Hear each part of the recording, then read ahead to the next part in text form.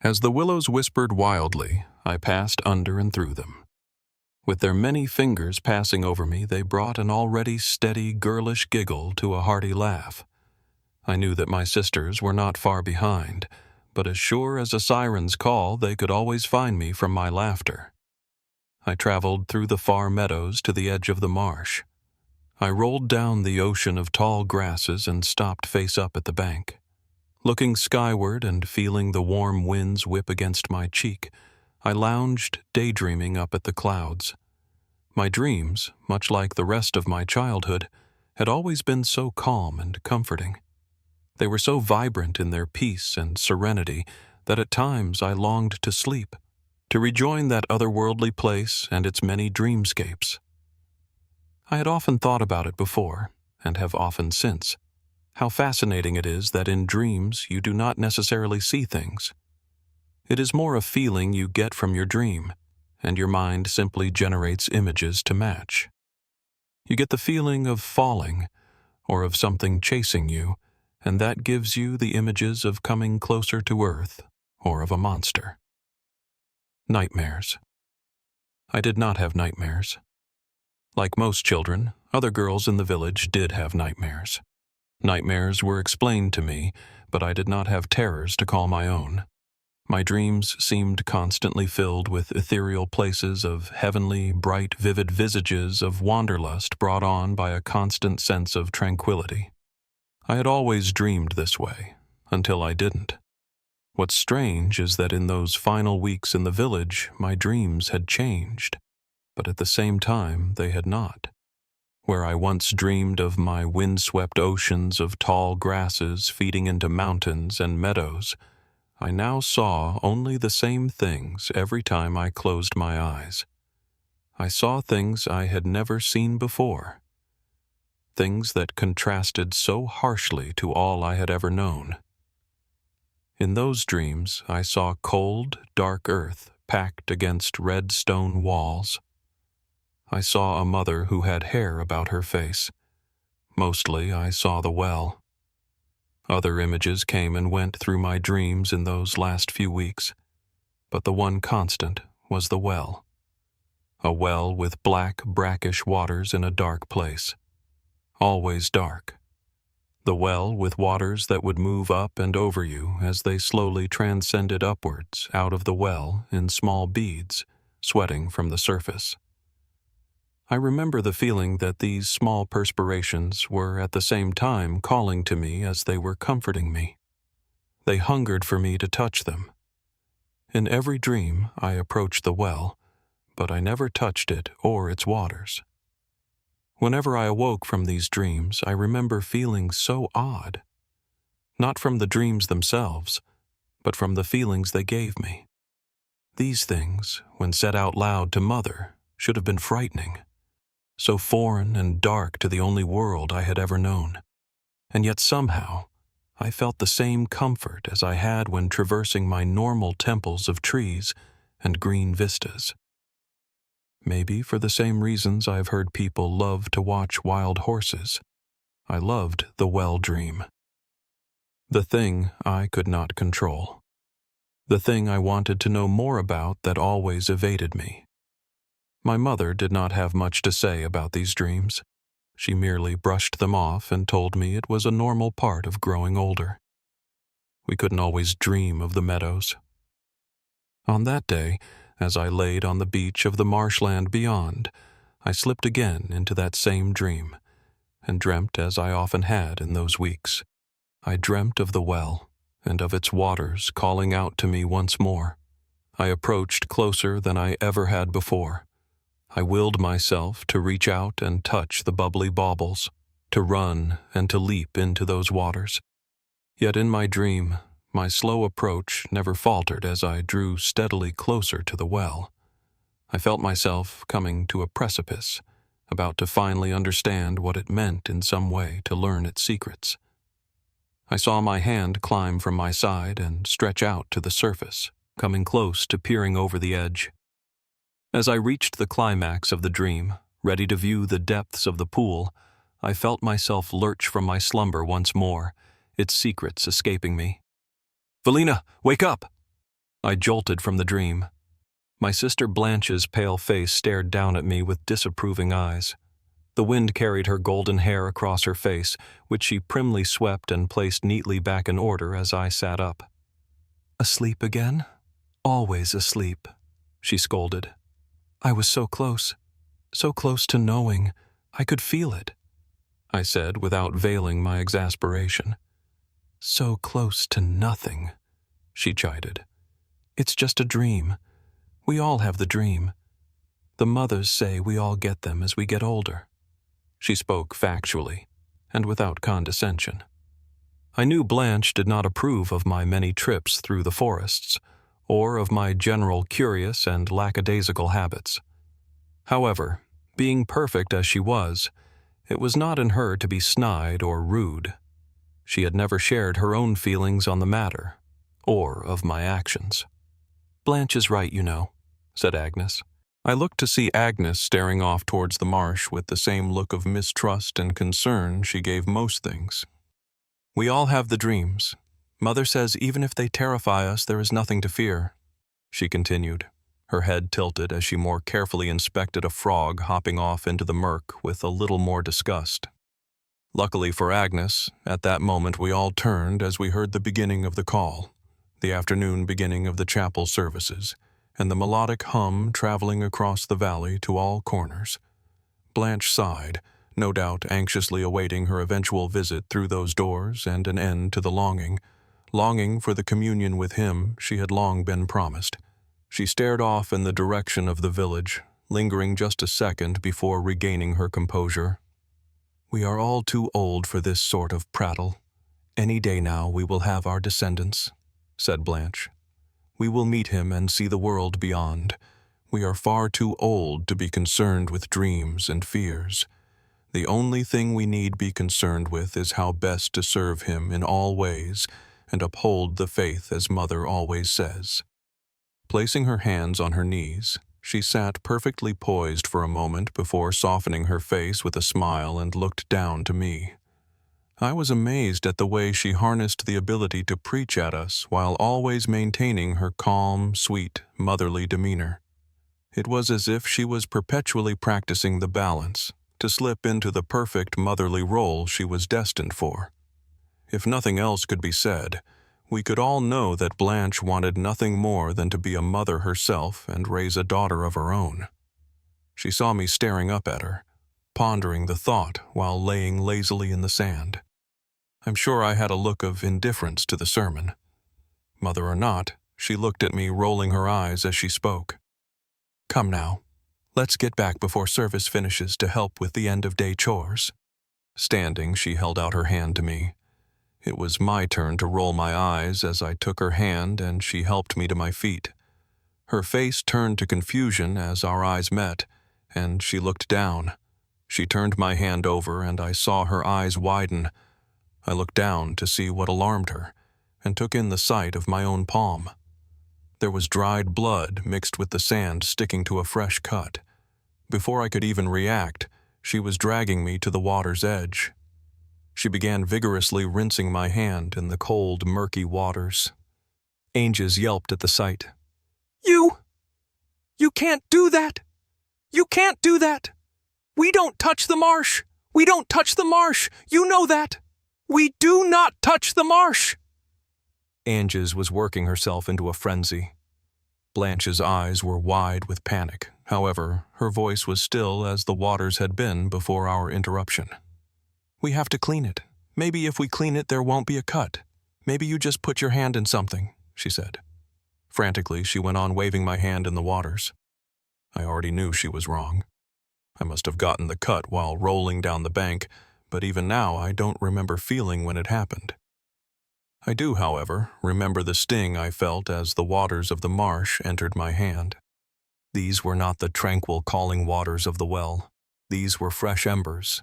The burning felt from the cold liquid sent a small prickle up my wrist, and I pulled away from her. "Let me see it," she called as I walked back up the bank. "The water, the boundaries. You both know the rules. The marsh and the valley apex. It is forbidden. You both know. You know this." Agnes was spiraling, dwindling out. She knelt on the ground. She still had not moved an inch closer to the marsh or toward us. Dejectedly, she repeatedly whispered as she stared at the ground. You know. The gash was a couple inches across my palm. Given it had been some time since it happened, with Blanche's cleaning, it wasn't even bleeding anymore. "Let me see it," I said, came Blanche, grasping for my hand once more. I pulled away again to face her. "I am fine. It's fine." "It's not fine, Vilina.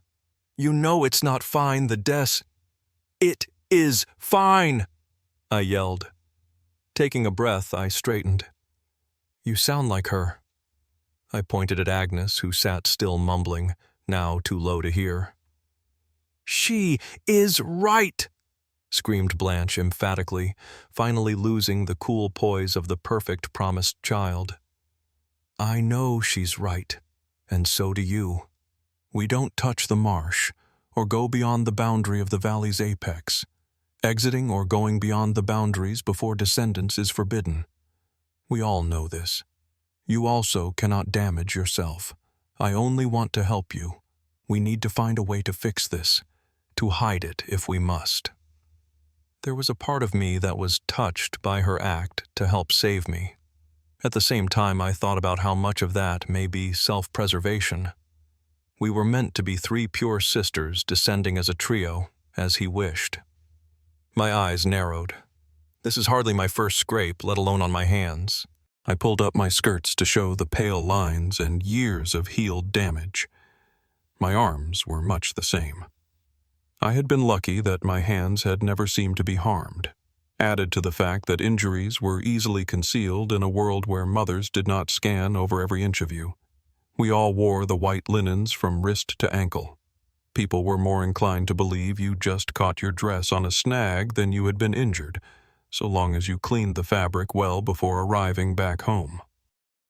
I had become excellent at cleaning and mending by this point.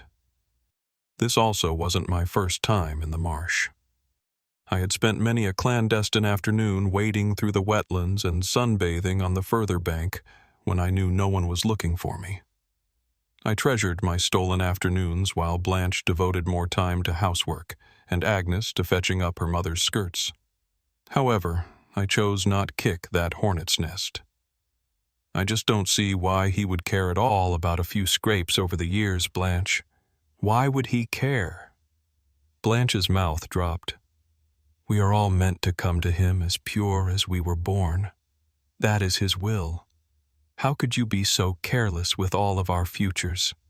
She said flatly. Because it doesn't matter. You would think my words had been a knife to her belly. These rules, they are just words. I did worry once about the first small nick I received. Then nothing happened. As I grew older, I realized no one checks me. No one cares. It does not matter, Blanche. I don't know if she even heard my second reply, as she still seemed to be recovering from the first time I told her it did not matter. What of the mother's cuts? What of their hands? He seems fine with that. She swallowed back whatever disgust she had at my admissions and admonishments. I sincerely hope you're right, Vilina. I hope you don't come to regret this when you meet him. I hope we all don't come to regret it, she said, choosing to ignore my comments about the mother's hands. We all knew not to speak of them. She took a breath, and then I saw something change in her for a moment. Something past the preachy perfect sister I had always known. Her eyes read hurt. I do wish you would have told me. I would have told you. As quickly as the hurt had shown, it was gone. She dusted off her dress and looked at Agnes. She spoke kind and stern as always, ever the mother again. Come now, Agnes, you will be okay. One way or another we must not speak of this. What is done is done. We have not done wrong and have to pray he will know our piety above all when we are weighed and judged by him. In the end, all are to serve his will, not our own. This last jab she threw hit home at that moment. She knew it would sting, as those words were not just spoken out of anger. The words were my mother's words, spoken to me many times through the years. No matter how many times I strayed the path, they had not stopped me from myself. Hearing my mother's own counsel, I wasn't just letting him down, I was letting Mother down. Blanche walked up and over the bank holding Agnes's hand. They headed back through the forest, guided by the rising, rhythmic hum of his call. They were easy words for Blanche to say as an attempt to hurt me. But what did she know? She had never known anything beyond her teachings. She had never felt the call of the wild as I had, never felt the pull from the peaks around us. Blanche had never longed for more than she was allowed. She never hoped for more. Strengthened in my resolve, I picked myself up and made haste, determined to catch up with my sisters on the path back to the village. I caught up to them at the foot of the forest that acted as barrier to the meadows. We did not talk of my hand, or of the marsh again. As we wound through the path, we talked of chores.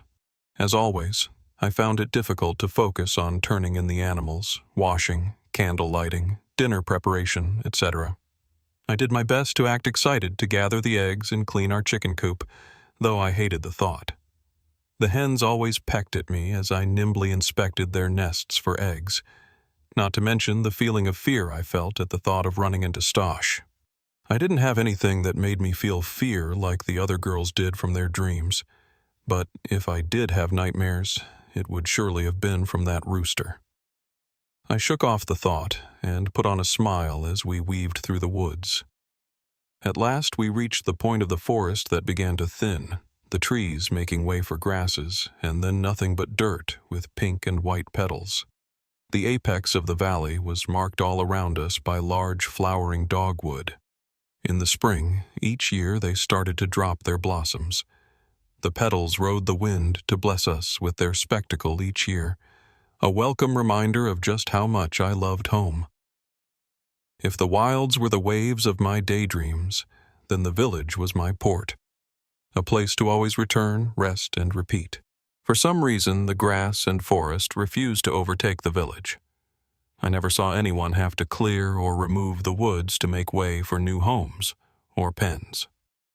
However, the petals never seemed to care and always blessed us with their beauty. A light dusting always covered the ground through summer, offering a carpet of color to brighten the many dirt pathways and thatched rooftops of the hundreds of small dwellings within the village. As we crossed the threshold of the village, we saw the other girls already hurrying about their nightly chores. We wound through the homes and passed by Corey, Raina, and Gabriel. Raina and Blanche had a long-standing unspoken feud, the most awkward standoff that I had ever seen. It was a battle for supremacy, to determine who could be more ideal. It was odd, because they did not openly dislike each other. We all walked the same path in opposite directions, 2 sets of 3 sisters. We met abruptly, staring at one another. We let the 2 saintly Sallys do the talking. "Blanche," said Raina, bobbing her head slowly in acknowledgement. "Raina," said Blanche, mimicking her to perfection. The 2 prefects stood at attention, mirroring each other in every way down to their golden hair and clasped hands at their navels. "We are off to prepare for our mother's dinner before we receive his word," said Raina. "We are off to do much the same, except we also plan to bed the animals and get a head start on tomorrow's chores. Sorry, we can't stay to chat. We had better hurry off, mustn't waste the remainder of the chapel services. As he wills, we look to the future." I looked at Blanche with a groan. We never discussed getting a head start on tomorrow's work. I, for one, would not have been in favor, but I did my best to say nothing. I didn't need any more sermons tonight. Blanche's comment made Raina's eye twitch ever so slightly, interrupting the staring contest. And like that, it was over. "May your descent come soon, and may you all be found worthy," they both said in unison. The 3 girls parted way for us, and we walked past them, nodding to each other as we did. I picked up my skirts as Blanche quickened her pace. She strode with her long legs, and the harmony of quick, deliberate motion coupled with upright rigidness gave her a weightless quality. Floating, she moved ahead of us with a grace we could not match.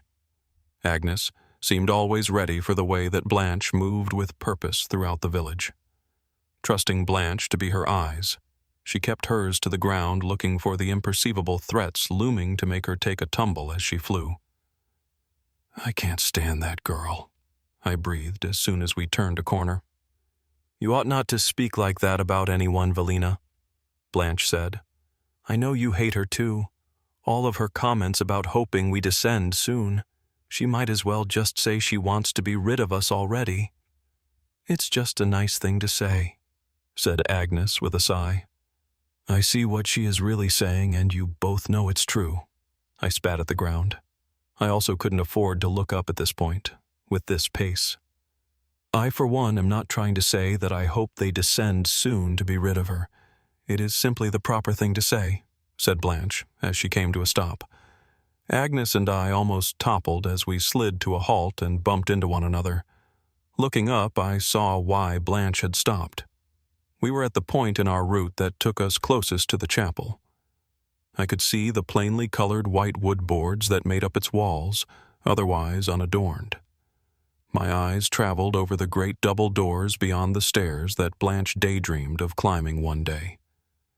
The doors were bathed in a green light, the only such light in all of the village. When I thought about this building, I really only had 3 questions. What made that light green? What was beyond the doors that made the chapel forbidden to girls and not mothers? I pondered the 3rd question as my eyes raised to look at the chimney above the steepled roof. There was the same steady stream of smoke rising from the chimney that never seemed to cease, no matter the time of day or the weather. Blanche turned back to me. "I am not trying to say that I hope she descends soon to be rid of her," she repeated. "I do hope she descends soon, just not before me." She smiled a smile that touched her eyes before redoubling the mad pace from before. Agnes and I sighed and took off at a run after her. She may have been able to keep that pace without running or looking foolish, but I am sure Agnes and I looked like idiots. We came to our home at last. Without speaking, we all went our separate ways and made for the chores previously discussed. Agnes broke for the washing, and Blanche for the cooking. I ran straight for the hen pen, but as soon as I was around the back of the house, I stopped running and took in a deep breath. Sitting still, tall and proud, was Stosh. With all 2 feet of his mustard height, the rooster crowed defiantly. "His will," I said with a sigh. I walked forward into battle. 30 minutes later, and a few additional snags in my linens, I returned to the house carrying the nightly round of eggs. I almost dropped the delivery when I saw all 3 mothers already home.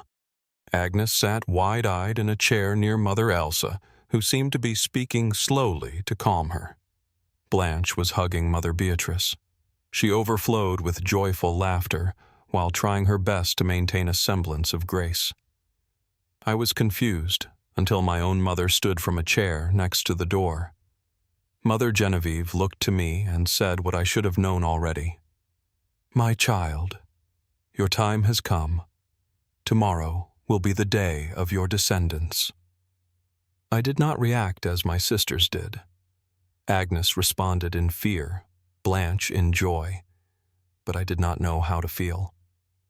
I searched my thoughts and couldn't determine where I stood between the 2. The concept just seemed foreign. Sure, one day I would descend, but that was someday. Now that someday was tomorrow, I felt torn. Mother Genevieve must have seen the look of consternation. She came forward, wrapping her arms around me in an embrace. She pulled my head close to her chest, her long, stark white hair encasing me. "I am so proud of you, my daughter," she whispered softly. Her words were a gift just for me.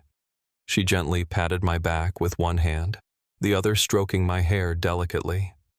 I pulled back just enough to look up into her wise old eyes. "I hope I can make you proud tomorrow," I said. I meant it. I hoped I would be able to descend. With the reality of the day settling in, I remembered that my fate was not only tied to my sisters, but also to Mother. I was an extension of her, after all. "You will.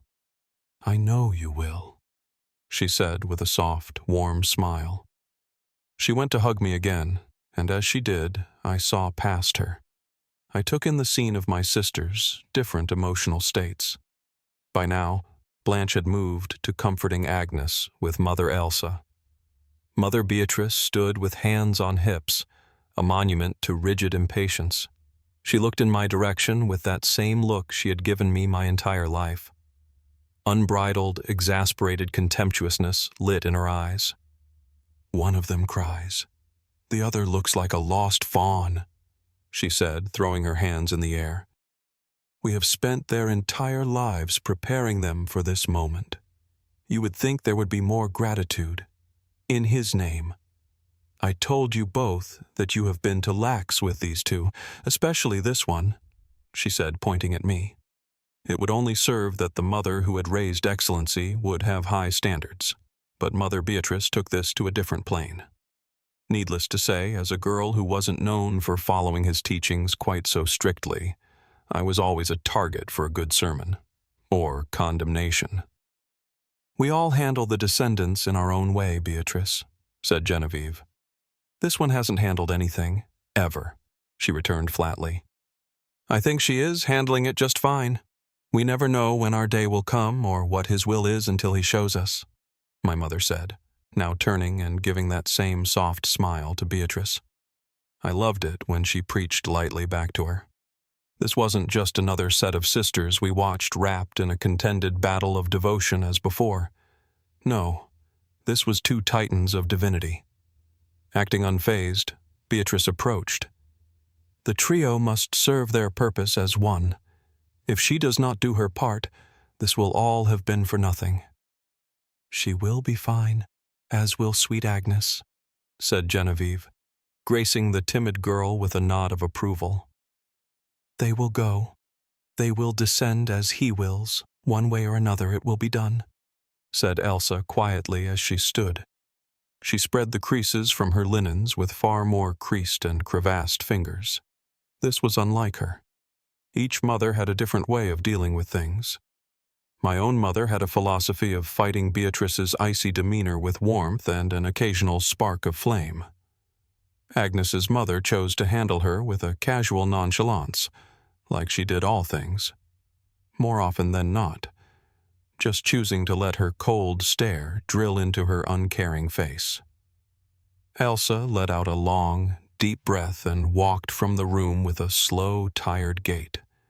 She made clear she had nothing more to say or add. Her silence carried enough weight of its own. Agnes looked like a fish out of water. Looking around in dismay, she stood quickly. "Good night, sisters." "Good night, mothers," she said quickly. She almost tripped on her dress as she tried to curtsy while turning to leave in pursuit of her mother. Even Blanche's mother seemed stunned to see Elsa partake in the discussion at all with such finality. However, that shock did not last long. She shook it off quickly and restored her fury to me. "She better make it, Genevieve. Blanche deserves better," she fumed. She called for Blanche to accompany her and stormed off. Blanche hurried to follow, but not before giving me an apologetic look. "Good night, sister. Good night, Mother Genevieve. Thank you for all you have done for me, for all of us," she said. I could tell she was still overjoyed, and despite the heated exchange, she still couldn't set aside her own excitement for the next day's events. She curtsied her respect and quickly padded off to follow her mother. We took our leave then, and as usual, Mother walked me to my room. Like every other night, as I prepared my night clothes, she sat at the edge of my bed humming quietly. Mother closed her eyes as she swayed there to that melody. It was as though she drifted off in her own special place. It is a memory I still take with me always, something to comfort me to sleep each night, even now. "Are you nervous, my child?" she asked as I slipped into bed. "I am," I just want to satisfy him. I lied. You will, Vilina. You will. I have faith. What will happen tomorrow, Mother? I asked. She paused, looking down at me as her lips pulled to a line. She looked even older than usual. It was as if the smile vanishing on my kindly mother's face was a sign that all of the exuberance she had left had been depleted, leaving a husk of the sweet fruit she had been. You know I cannot tell you that, she said. Her tender look and smile returned, but it seemed to take some effort or unknown toll from her. What if I don't know what to do? What happens if I make a mess of things? I don't want to ruin things or to disappoint you. She maintained her patient kindness, but I could tell somewhere behind that smile something was troubling her. She chewed my words. Nodding to herself, she seemed to come to a decision. My daughter, my lamb. I must confess that no other mother has ever truly loved a daughter as I do so love you, my child. She paused a moment. Her eyes took me in, and then looked about the room as if to just take in the moment. Seeing no one else, she took a deep breath and whispered to me. She spoke in a rush, in a tone that not even the walls were meant to hear. Because of the depth of my love for you, Vilina, I must tell you something that I should not. My head cocked to the side, but before I could speak, Mother Genevieve leaned in closely. Even though she was whispering directly into my ear, her voice was so hushed I thought even the light wind outside would surely take the words away. In the most difficult moments, take heed my words. Give in completely. Have faith forever, my child. She pushed out each line quickly like a spear which attacked my mind the moment it left her and entered me. As quickly as the conspiratorial possession overtook her, it seemed to pass as she pulled away and stood. She once again spoke busily of mundane nightly duties. Are you hungry? She said. I was still reeling, trying to understand. I shall fetch you something small before bed. She walked out of the room. I was left in the vacuum created in the wake of her words that ran rampant through my head. Spinning, I replayed every line.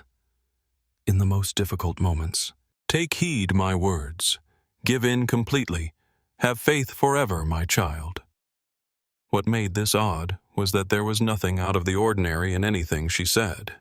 Nothing made sense, because it all made too much sense. She had told me these things almost daily for my entire life. I had always been a wanderer. It was difficult for me to fall in line. Difficult to conform to the dresses, chores, routines, and rituals that all the other girls seemed to have no issue adhering to. Because of this, Mother had often told me to heed her words, to give in to him, be forever in faith, and to follow his will. She had even said this in front of my sisters and the other mothers many, many times. These things were openly taught, not just to me, but to all of us during the many seasons of life. We were always meant to have faith in his teachings, even though as girls we did not yet know him. Every girl in the village knew that during difficult winters, pain, or any hardship, our mother's faith was strong. We never lost faith in them, and our mothers never lost faith in him. Why would she say such a thing, and in such a way? The question plagued me. She returned to my bed with a small portion of bread and cheese.